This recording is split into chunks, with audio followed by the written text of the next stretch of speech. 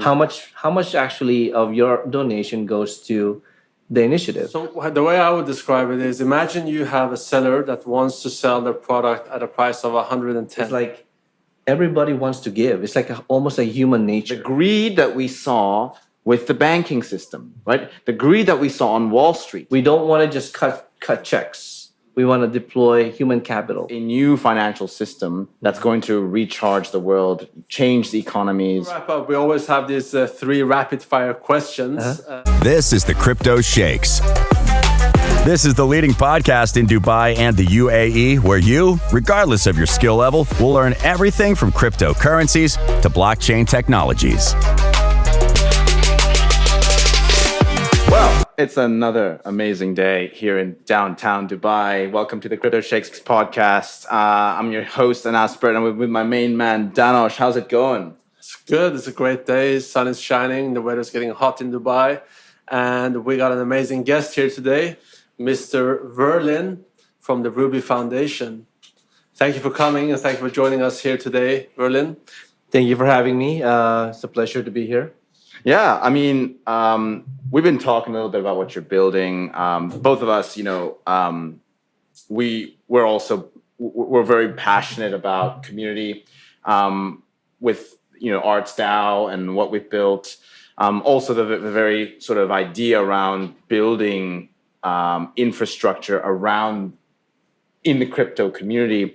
I'm curious to hear about what you guys are up to, because from what I understand, you also have something like that. You're also building a DAO. You've got a lot of things going on. Maybe you can tell us a little bit about what's your background and what you're building, which is quite revolutionary. Sure. So the Ruby Family Foundation is actually really, really deep into the crypto space, the blockchain sector. This foundation is actually a blockchain-based foundation that's integrated with the DAO system, and also it's also in the NFT space. What it is basically it's a fully transparent foundation that's going to allocate 100% of its funds to its initiatives. Wow. The initiatives is mothers and children, and it's going to be a fully sustainable foundation that will require 0 donations. And it's already deploying funds as we speak. We're already involved in the humanitarian efforts in Ukraine, food distribution in Pakistan, in Laos, Cambodia, Vietnam, and then we've already done some supports in microfinancing in Rwanda and Uganda, and then we're deploying some funds to rescue some mothers in Egypt that are in jail for financing issues. Wow. And then we want this foundation to be to have a DAO system where the community is the voice. They're the ones who's making decisions on which initiatives should be prioritized according to the ones that we have. And then also this foundation is, like I mentioned, it doesn't require donations because there's an engine in place, which is the liquidity pool. So in the crypto space, this is interesting. You can actually become a liquidity provider to one of the biggest decentralized exchanges in the market. Let's just pause there for a second and Yeah. define some of these terms, because in our, what we like to do at the Crypto Sheikhs Podcast is simplify crypto for everyday people. Yeah. So liquidity pools, liquidity pools are effectively you and me, right? Imagine an exchange, right? An exchange, what does it do? It brings buyers and sellers. And on let's say Binance, right? There are people coming in with crypto that they want to sell, and then there are buyers looking to buy that crypto. So effectively, this is liquidity, right? This is liquidity allowing for the buying and selling process. So the way I would describe it is, imagine you have a seller that wants to sell their product at a price of 110. Okay. And then you have a buyer that is not willing to buy at 110. He wants to buy something for 90. Now, how can you make them meet somewhere in between? That's where the liquidity providers, they come in and they tell the sellers, look, seller, we buy this from you for, let's say, 100. And they tell the seller, we buy this from you for 100. And they tell the buyer, we sell this to you for 101 instead of 110. And they provide that liquidity in the market. So they kind of bridge that gap and offer coins and tokens or whatever, the ability to be able to trade it more easily on different platforms. And what's interesting now, though, is with decentralized finance, unlike on Binance, we can become liquidity providers on places like Uniswap, where how Binance earns fees on the liquidity transactions that take place. You and I can do that on decentralized finance, Correct. right? So liquidity pools are very important in the crypto ecosystem. You need them, one, to get the whole, they determine the price of a token. They also ensure that if you have any crypto assets, the concern is always, is there liquidity to sell? Correct. Is there liquidity to buy, right? So just wanted to stop there so that people know that. I just want to add also one thing that's interesting with the liquidity pools is it offers a lot of people in the crypto space the ability to earn yields, returns, percentages on their coins. So, for example, if instead of just holding Ethereum, if you put your Ethereum in a liquidity pool, you can earn actual percentage returns from that pool. So it's a way of earning extra interest, basically. Exactly. So some people would call it yield farming, Correct. staking. So the liquidity pool is interesting because you need a pair of assets. So let's say somebody wants to purchase an Ethereum with their USDC, or somebody wants to sell their Ethereum for USDC. Every time there's an exchange, there's a fee that's being paid. Yeah, And exactly. Once you collect these fees, it's amazing how it's a revenue model that supports our foundation costs. That's good. So tell us a little bit about the philosophy behind all of this. Like, why have you guys decided to create? Like, why is the Ruby Foundation decided to create this kind of initiative? Right. So in the blockchain sector, we're always looking to disrupt the system, right? So in the foundation setting, the Ruby Family Foundation basically is solving some of the key points, key problems that the foundation would have. So number one is because I've been in the philanthropic space for quite some time, even before I started this one. I would be supporting cancer research for children, Ronald McDonald's House of Charities. Wow. The Red Cross, UNICEF. And then once you start helping some foundations, they're always constantly asking for donations. There's always a need for external donations for a foundation to function. So that's number one.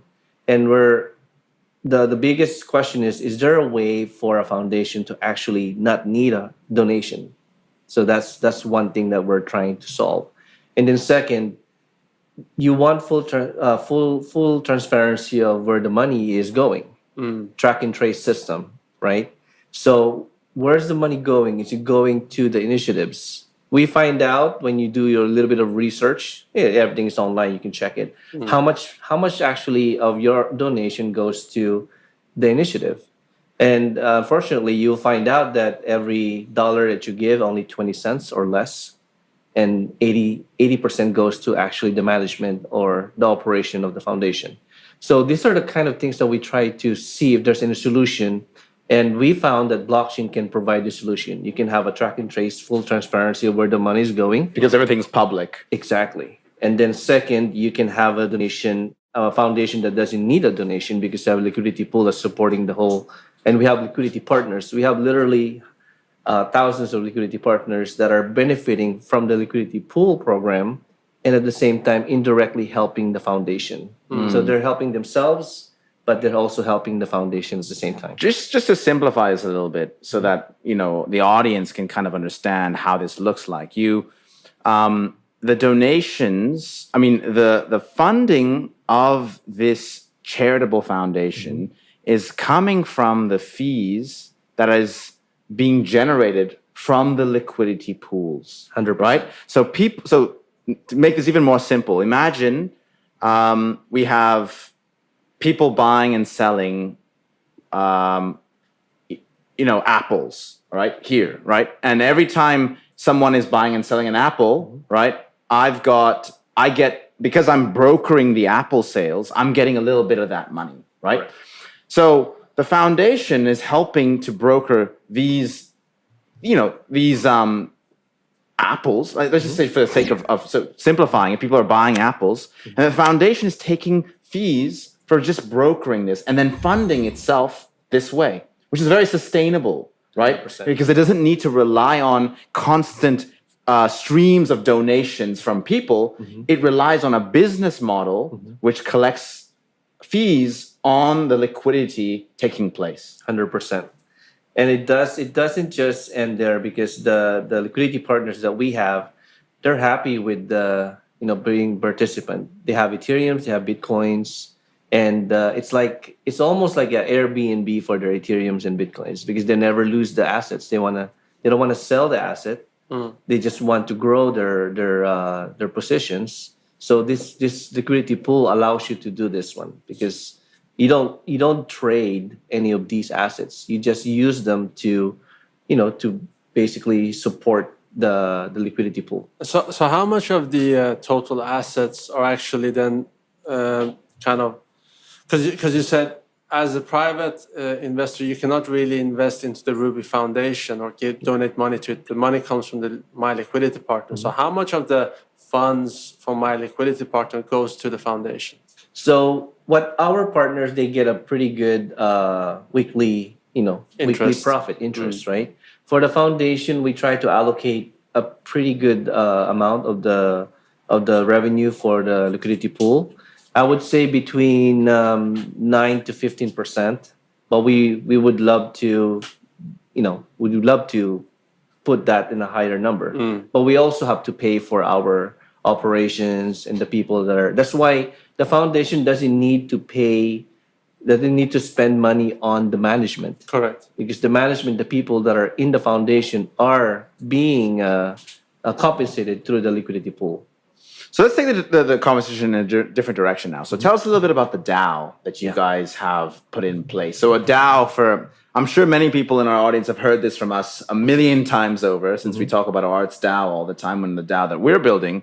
But a DAO is a decentralized autonomous organization where, in simple terms, imagine you have a WhatsApp group and that WhatsApp group shares a bank account so they can monitor it, and the bank account buys things on behalf of that WhatsApp group. So what it represents, in my view, is an innovation on the corporate structure, where instead of having shareholders and managers and employees, effectively all members of the DAO are stakeholders in that organization, and the organization has a purpose to create value for the benefit of the entire set of members, right? So you've created you created a DAO for the Ruby Foundation, or part of what you guys are building. Maybe you can tell us a little bit about that. So this is where it gets pretty exciting, because it gets deeper into the blockchain space. Now we're getting into the NFT space, right? Yeah. So the DAO is being integrated into the NFT space, where our NFTs that we're releasing will have a voting system to where the community becomes the voice. So each NFT holders is one vote. They can vote in which initiatives, like which initiative do you want? So we'll have different ways to have our community voice out their concerns. So the founding members, where we're supposed to be in a regular setting, they're the ones who's making decisions. So with this DAO system that we're trying to do, is the founding members' voice are toned down, literally. They're just making up the administrative decisions, but the decisions regarding where the money should go, which initiative should go first, those are the few things that the community can vote in a DAO setting. So just to like simplify that a little bit. So in a DAO, I think often the way it works is, if you are a member of the DAO, you can submit a proposal to the DAO, right? And this proposal could be, let's say, for example, we want to fund the Red Cross, and we want to send, let's say that the DAO has 1,000 ETH, so $3 million in its treasury. Somebody in the DAO can submit a proposal saying, we would like to give 50 ETH to the Red Cross, supporting their initiatives. Now, what then happens is on the voting mechanism, people within the DAO can then either support that initiative or not. And if there's a majority within the quorum, let's say the quorum here is there must be at least 30 people who have to participate. And so out of that 30, there's a majority, then the idea is the DAO would pass that as a valid vote and move forward in executing, the donation. Exactly. Right? Perfectly described. So this is what we want to do. I mean, the DAO protocol can get much more complicated. But I think for us, for now, it's just going to be the voting where the voice for the community would be allowed to be heard. That's what it is. So what was the driver for you guys to set up the DAO? Because not everyone does it. It's still quite new, and people are scratching the surfaces of the potential of what DAOs can bring. Yeah. So what was the main kind of catalyst for you guys to consider that aspect? Because we really want this foundation to be a one big win for the blockchain. I mean, the Bitcoin is a huge win for the blockchain community already. The NFTs and the metaverses are coming up. So we want to rally the whole blockchain community to where hey guys, we can make an impact. This whole blockchain community is not just about making money. Yeah. It's not just about hey, we're building cool toys and cool stuff, right? But this whole blockchain community can actually give back in a big way. This is a very, very good point. So I was just speaking about this with a friend of mine about how the crypto space. So a friend of mine told me, isn't the crypto space just only about money, right? In the beginning, the traders who dominated the space, it was just a very strong consideration on money. Now, for me personally, when I think about crypto, originally, it was created to counter the greed that we saw with the banking system, right? The greed that we saw on Wall Street, the fact that Wall Street banks and the central banks bailed out a number of banks that contributed to the financial system, the collapse of that financial system, right? And so what I was saying, right, is basically the traditional banking system was corrupt, so to speak, and crypto evolved to solve this problem. But what we've kind of seen right now, and increasingly in the NFT space as well, is just this obsession with money making, right? And I don't know about you, but in our community, there's a lot of there's several things that I've started to see which has caused also an element of mental and psychological stress. One, there's the FOMO, right? The fear of missing out. Yeah. There's a social media part to it where people are publicizing the fact that they're making a lot of money. The 8 drop, for example, brought a lot of wealth to certain amounts of people. There's the idea that the wealthy are already getting wealthier because if you own the Bored Ape, you got even more. You could even say the same for other communities that are showering their early winners with even more money. And all of this is causing this almost, I could say, toxic obsession with making unbelievable gains. And so when I'm hearing about what you're building, right, you're taking this and moving it away from that. You're saying, look, yes, there's a lot of money being built, but that's not just what the blockchain space should be about, right? There should be charity. Like, if we're making so much money in the space, why can't we distribute this and help other people, right? Exactly. So yeah, you pointed it out pretty well because, I'll be honest with you, I'm a Bored Ape. And I started in crypto space early on. I was buying Bitcoin at $200, Ethereum at $17. So, don't get me wrong, I don't need a liquidity pool to make me money. And I have my own crypto portfolio on the side. But yeah, you're right. It has become an obsession about who's making the most money and who's living the luxury lifestyle, and because of those crypto stuff. But if you actually start talking to these guys one-on-one, these crypto billionaires, multi-millionaires, they won't tell you, they won't say in public, but they have some sort of a charity giving that they put on the side. They don't talk too much about it. It's like, everybody wants to give. It's like almost a human nature because the feeling of being able to buy cool stuff. You have your Bugatti, your Ferraris, your nice apartments, your watches, and all these things. You can get that nice satisfaction for it. But once you start giving, that feeling of it's almost like an endorphin. It's very addictive. The feeling of being able to give without having to really where to look for what am I giving, right? That's a much more powerful emotion. And some of these guys, they just tend to like inspire others by, hey, follow me because I'm making so much money. Yeah, exactly. So we're trying to disrupt. Blockchain is a disruptive market. Basically, that's what it is. It's supposed to equalize everything. Like from central institution, let's level up the playing field. That's the whole blockchain movement, right? Data, financial, and for the giving part, we just want to inspire people like you guys can give, and it's okay. You guys can give in a big way. So, I mean, there's a lot of foundations, there's a lot of charitable organizations out there that are operating in the traditional way today, and with the emergence of blockchain, it offers a lot of new opportunities for them to transform their businesses. If they're listening to this, what would be the one piece of advice that you could give them for them to consider integrating the blockchain technology into charitable causes? So that's really one of our goal. Part of our vertical is to start spreading the news. There's a way for you guys to be fully sustainable without having to constantly, because I'm constantly getting letters and phone calls from charitable institutions. Hey, you guys offered donation before. Can we ask for more?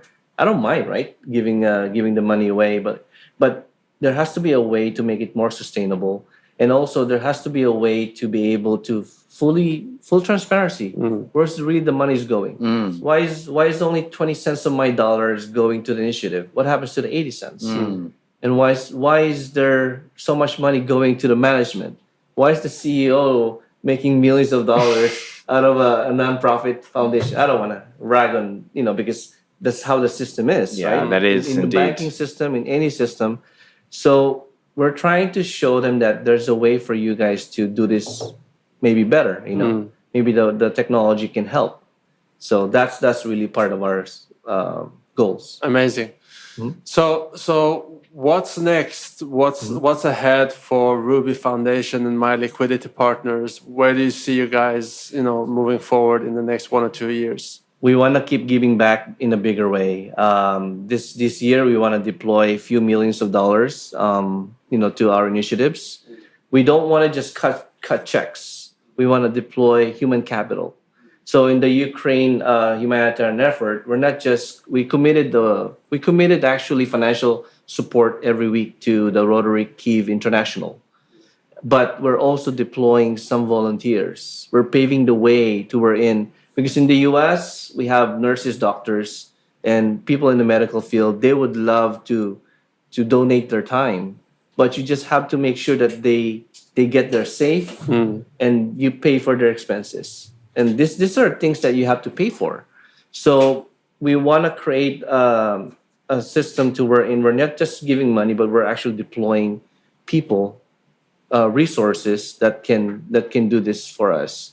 And then we want to, go bigger. We would love to hit $100 million in donations. In 1 year. Yeah, great. I love how you guys are really shooting for the moon here. Yeah. And you're shooting for the moon not for yourself. You're doing this for other people, which is wonderful. Really. Yeah. The money is made in crypto. Like it's so different how money is made in the crypto space. It's almost like this doesn't make sense. All of a sudden, it doesn't make sense at all. You're making this, and then all of a sudden you're doubled or tripled your. Well, I think it's interesting because there are some people making obscene amounts of money, and some people losing loads amounts of money. Right? It goes both ways on the extremes, right? You have people who have huge leverage positions who then lose a lot. You have people then buying NFTs that then go to zero, but you have other people who are buying the right NFTs that go to the moon, and so I think it's very much still an area of extremes. In many ways. That's true. So what we really want to do is, don't get me wrong, we're in the liquidity pool. We're supporting other projects as well in the crypto space. We're getting involved in different emerging market.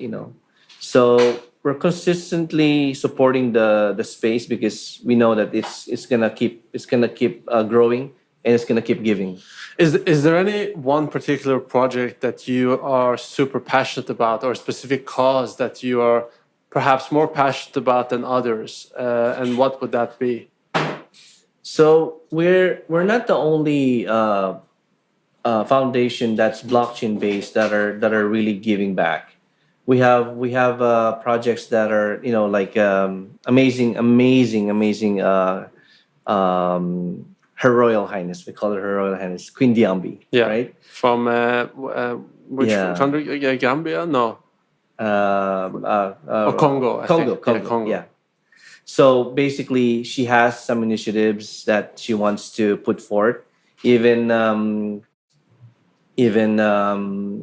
some of these are blockchain based foundations she wants to implement, and so those are the kind of things that we're really impressed on. Not just the technology, but also what they're doing with the technology. So those are the projects that we're really excited about to support. It's really amazing that a country in Africa like Congo are looking at integrating blockchain technologies across the field of government, charity, and all different aspects of how they operate within the country.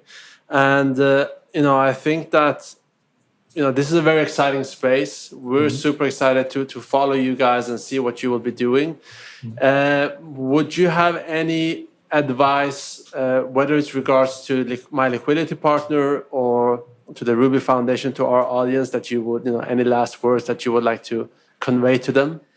For the blockchain community and then the non-blockchain community, I think the best advice is just get into the space, get into the blockchain space a little bit deeper.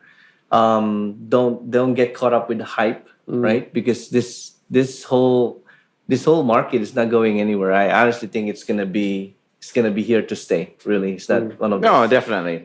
I think the banks know it. Yeah. The institutions know it. The regulators know it. I recently read a report, and this is maybe a bit frightening, but 2030, the world looks completely different in the sense that real estate, assets all over are tokenized. One of the things interesting I saw from this report was that 50 to 80% of the population of the world is employed by blockchain-related activities. Amazing. Some of which include play-to-earn gaming. People use their time to serve blockchain-related initiatives. It's pretty shocking having read that report. But I think, without a doubt, it's a new financial system that's going to recharge the world, change the economies, big time, big time. Amazing. Yeah. So before we wrap up, we always have these 3 rapid fire questions that we would like to ask you. So sure. Let's get them going. So the first one, if you were not doing what you were doing right now, what would you be doing? So like something that I think right now you're operating in the crypto space. So if you were not in the crypto space at all, what would you be doing? So without the crypto space, my passion is really being out there, getting my hands dirty, building schools, and really taking my family to my kids. I have an 8-year-old and a 3-year-old, because they live in the US. They need to see what's really out there, and then what life is, and be able to have that pleasure of serving others. I think that would be really my next thing. Blockchain or no blockchain. All right, cool. So what secret talent do you have that nobody knows about? I would say that would be secret talent. I used to play varsity for table tennis. Ping pong. So you're a ping pong pro. Yeah. Cool. We have to do a game then. I was born and raised in Sweden, and we grew up with ping pong tables. All these Stiga ping pong tables are all made in Sweden. It's amazing. So in all the schools in Sweden, we just had ping pong. Literally at every break, we just ran to the ping pong tables. It's amazing. It's a good exercise. It's a good sport, yeah. And the last question. Final question. So we always ask this one. You're living in Dubai, right? So what's, in your view, the best restaurant in Dubai? Oh, okay. The best restaurant would have to be. I really love this place. It's called Hashi. Hashi. This is my little sweet spot, secret spot, basically, because I live at the Burj Khalifa. Okay. So every night this place opens as a Japanese sushi shisha place. No way. And Where is that? You're literally sitting right in the front door of the Burj. So you have the whole light show happening behind you, and your front row seat on the light show. There's no crowd. It's just you sitting in this nice, setting, and then you're just enjoying the light show. So Hashi is just around the corner because Burj Khalifa is just around the corner from here. Exactly. Is it beneath? It's right below the Armani Lounge outside, and it's by the gardens right there. Nice. So now it's not a secret anymore. Let's go there right after the show. All right, man. It's been an incredible episode. This is actually one of our first episodes where we've talked about the things that you discussed, charitable donations in the crypto space. I love the discussion around DAOs as well, what you guys are building. Big thanks to you, Verlin, for being on the show. And definitely amazing My podcast pleasure. episode today. Thank you for coming. Thank you for CNN, so for being in the studio as well today. Yeah, shout out to CNN in the house, my main man, Bijan. It's been a wrap. All right, thank you guys, and I'll see you guys on the next one. Thank you.